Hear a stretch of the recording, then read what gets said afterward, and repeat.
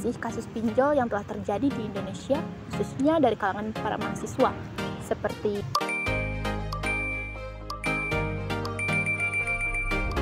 dari kasus pinjol tadi menunjukkan bahwa masih banyak masyarakat Indonesia yang terlilit pinjol. Beragam alasannya, entah itu karena kebutuhan ataupun hanya keinginannya saja. Tetapi sekarang tidak sedikit dari kalangan mahasiswa yang terlilit pinjol karena kebutuhannya untuk membayar UKT.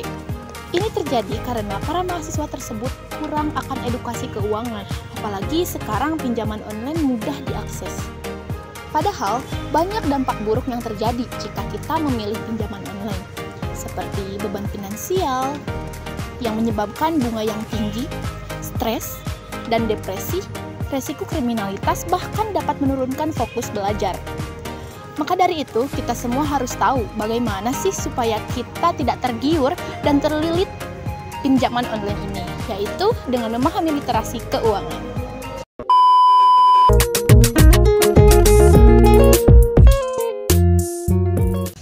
Literasi keuangan merupakan pengetahuan keterampilan dan juga keyakinan yang dapat mempengaruhi sikap dan juga perilaku untuk meningkatkan kualitas pengambilan keputusan serta pengelolaan keuangan untuk mencapai kesejahteraan masyarakat. Hal ini penting untuk dilakukan karena dapat menghindarkan kita untuk berhutang dan membuat perencanaan keuangan yang sehat. Kita perlu membuat rencana anggaran dan memisahkan antara pendapatan pribadi, kebutuhan utama atau hanya keinginan kita saja.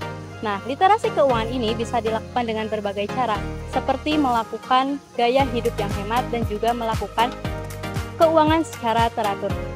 Edukasi finansial bagi generasi muda, terutama mahasiswa, semakin penting. Perguruan tinggi diminta untuk bisa membantu para mahasiswa memiliki literasi finansial yang baik agar mereka lebih waspada dan bijak menerima tawaran investasi hingga pinjaman online yang semakin marak menyasar masyarakat, terutama anak-anak muda.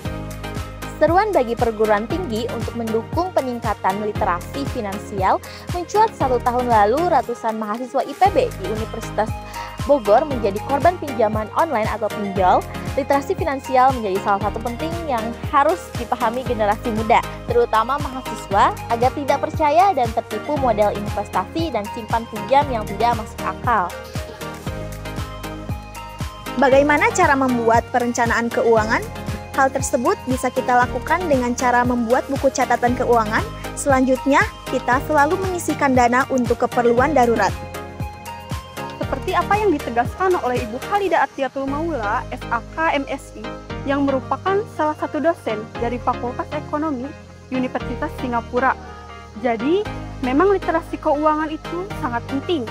Literasi keuangan itu bukan hanya untuk orang-orang dewasa, tetapi harus diajarkan sejak dini. Ya, bahkan untuk anak-anak sekolah harus sudah bisa membedakan antara keinginan dan kebutuhan. Sehingga jangan sampai pada saat sudah dewasa orang terjerumus ke pinjol. Nah, seperti topik tadi yang sudah kita bahas, yaitu mengenai pinjol ilegal. Semoga kita semua bisa lebih memahami lagi, terutama mengenai literasi keuangan agar kita tidak terlilit hutang pinjol.